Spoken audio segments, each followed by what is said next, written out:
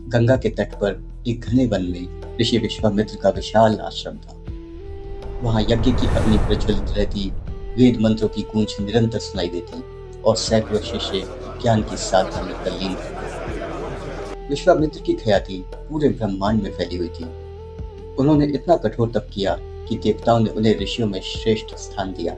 उनके पास आने वाला प्रत्येक शिष्य केवल शिक्षा ही नहीं पाता था, बल्कि आत्मा का शुद्धिकरण भी पाता था। इसी आश्रम में एक दिन एक बालिका को लाया गया। उसका चेहरा तेजस्वी था, आंखों में अद्भुत ज्योति थी। वह बालिका कोई और नहीं बल्कि लोपामुद्रा थी।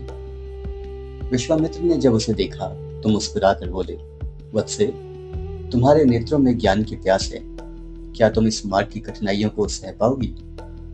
लोपामुद्रा ने निडर स्वर में उत्तर दिया, गुरुदेव, तप का मार्ग कठिन हो सकता है, लेकिन मैं उसी मार्ग पर चलना चाहती हूँ। मेरा मन वेदों के रहस्य को जानने के लिए उत्सुक है।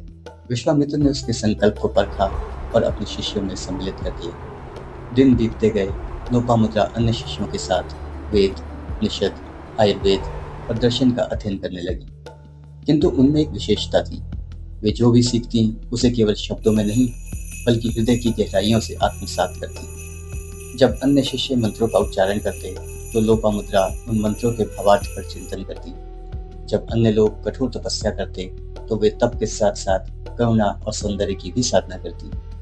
धीरे धीरे पूरे आश्रम में यह चर्चा फैल गई कि विश्वामित्र की यह शिष्या साधारण नहीं है,